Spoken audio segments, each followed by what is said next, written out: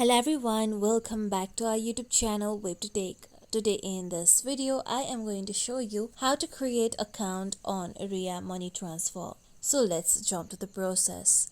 First, open your Ria Money Transfer application on your mobile phone.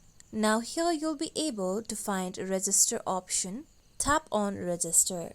Now here you need to first select your country of residence. You can tap on from box and select your country. Then you can tap on to box and select the country where you want to transfer your fund. This is an optional choice. After this, tap on yes. Now here tap on email box and enter the email address you want to use to create your account. Then tap on password box and create a strong password for your account.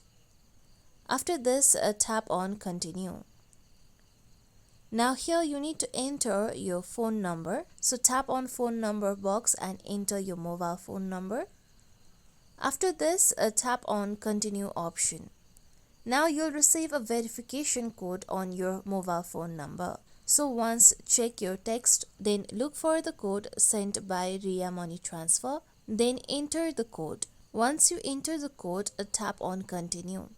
With this, now you'll be able to create your Ria Money Transfer account.